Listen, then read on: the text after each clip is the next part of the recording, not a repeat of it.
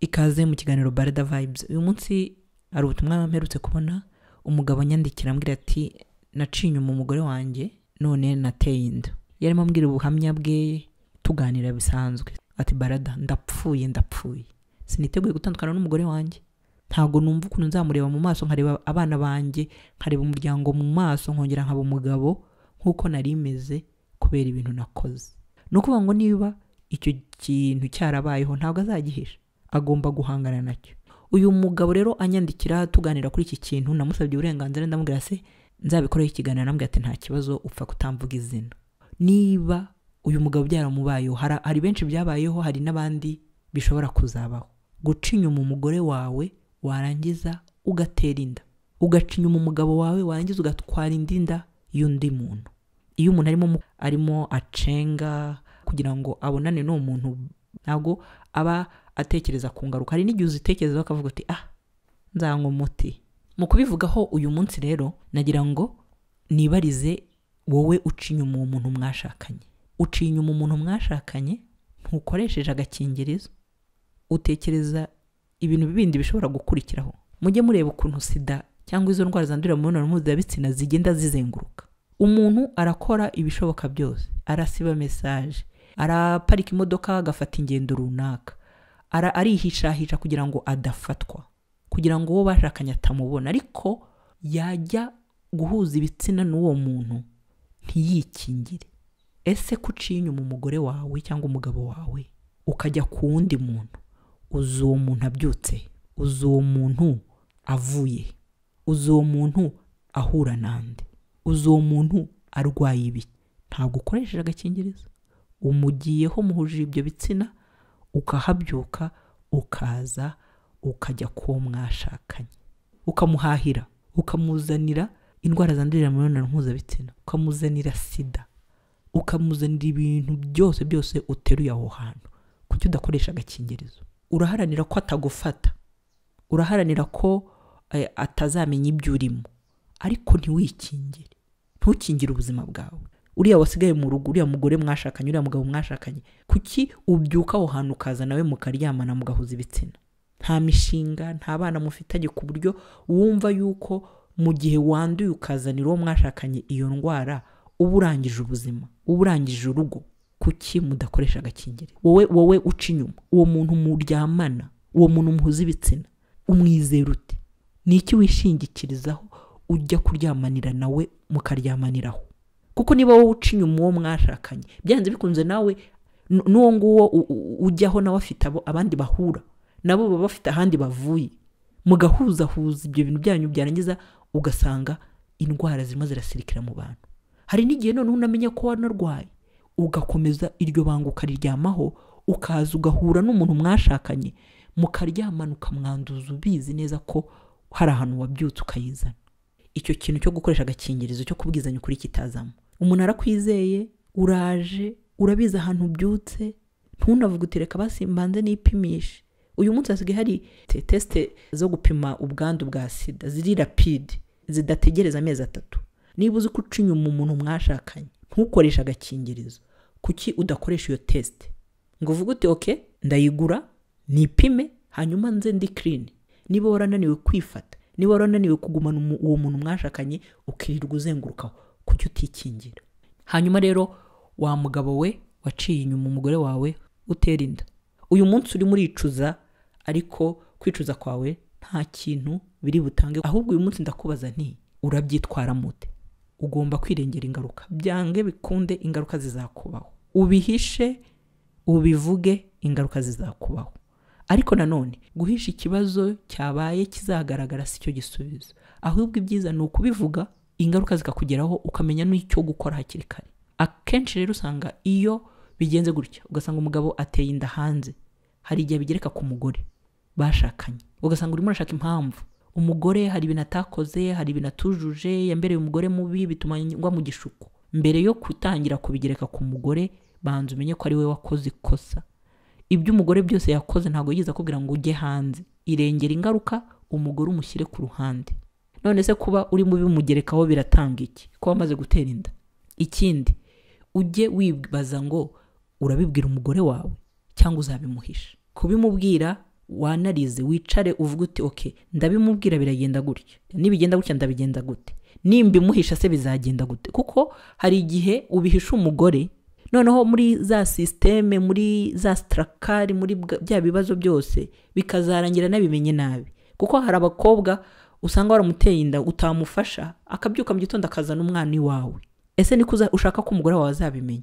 Agahamagara umugore akamubwira ati ikigabo cyawe cyanteye inda none ntago kirimo kimfasha. Niko ushaka ko azabimenya? Aha ngaha rero icara witegure ngo urabimubwira ute, kuko wabimubwira utabimubwira azabimenya. Ikindi kintu hano kuba unatinya ko umugore wawe azabimenya nuko uzi yuko byanze bikunze ikintu wakoze atari cyiza. Niyo mpamvu rero urabibwira umugore wawe, urabimubwira gute?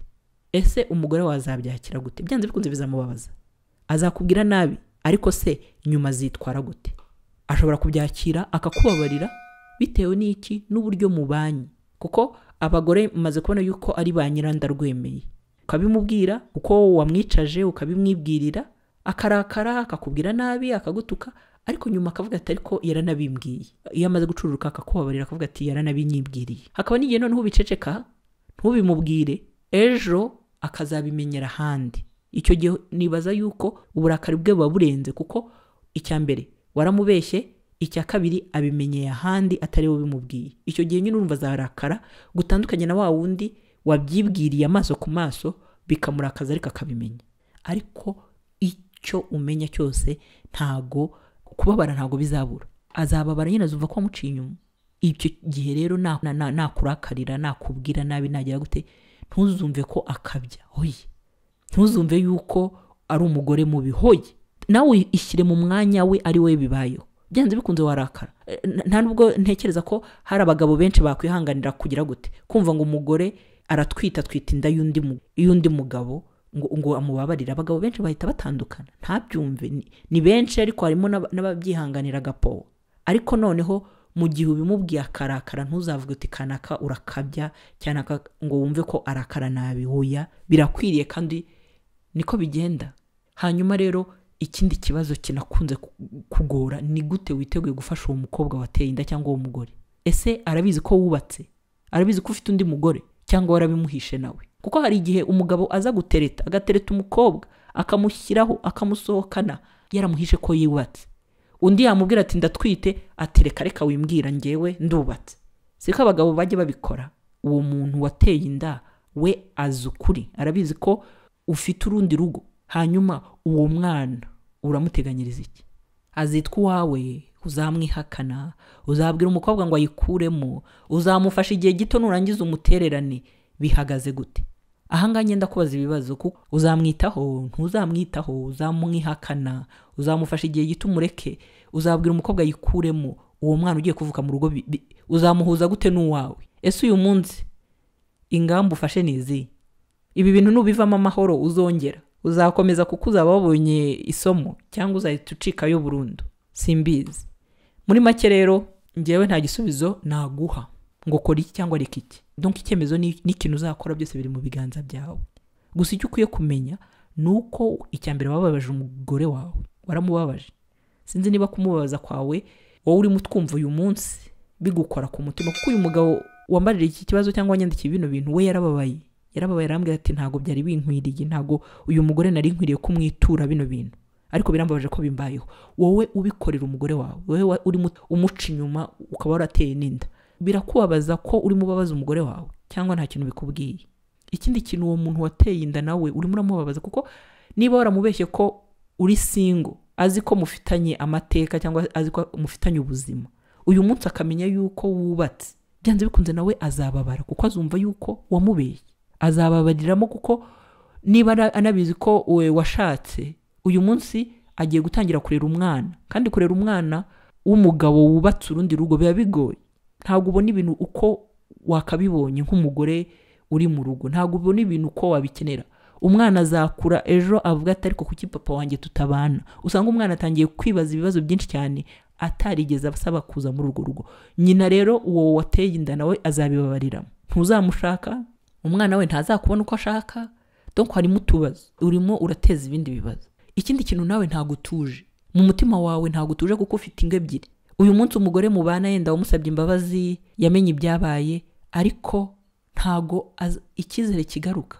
Byanze bikunze azajya bigucurira cyangwa bikubwire. Uriya mukobwa azajya amubwira ati ariko kuki ngiye utanyitaho, kuki wita ku mugore wawe gusa.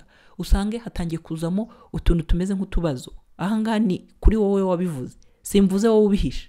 Uhora wicaye wikanga, wireba, wisuzuma, wikeka, uvuga uti barabimenye. Reka rero nkubwire ngo kora uko ushoboye, ubwize umugore wawe ukuri niba utarakumubwiye, ubwize uwo mukobwa wateye inda ukuri niba utarakumubwiye, municarane muganire icyo uteganya gukora, ibintu bibe clair. Akenshi ku bantu bashakanye uzarebe niyo ari amafaranga yo gufasha famiye y'umugabo cyangwa y'umugore wawe, hari igihe hazamo udukonfuri, hazamo amakimbirane. Noneho utekereza kujya gufasha umugore babyaranye, urumva ukuntu biba bitangiye guteza ikibazo. Byanze bikunze rero ibi bibazo bizabaho. Shikama rero nk'umugabo ugire gute uhangane n'ibyo bibazo. Nkivuga no kuri aka kantu ko k'abagabo baca inyuma bagatera abagore inda bakabihisha, bijya bibabaza. Uzi guhora uhisha umwana ugasanga ariyo wamuhisha abandi bavandimwe, bikazagira ukajya kumva ngo abana barakundanye bagiye gushakana bavindimwe. Kubera iki? Kubera icyo kintu cyo guhisha. Ukihakana uwo mukobwa wateye inda uti ntabwo ari utera inda gusa, yikuremo. Undi yabyanga yakwibyarira umwana, ejo ukazagaruka uvuga uti uri umwana wanjye kandi waramwihakanye. Ibi ni ikindi kintu ni ikindi kiganiro twakoraho. Gusa reka nkubwire ngo guca inyuma ni kimwe, gutera inda ni ikindi, kuvugisha ukuri ni ikindi, no kwirengera ingaruka ni ikindi. Ibyo bintu byose byanze bikunze birahura. Ni ukuvuga ngo niba uca inyuma umuntu mwashakanye cyangwa mukundana, ntiwiproteje, ntiwikingire, ingaruka zirahari. Ujye unatekereza ngo ingaruka umunsi zizaza hari icyo uzakuramo. Icyo uzakuramo rero ugomba kukirengera. Ngaho ikiganiro cya BaradaVibes.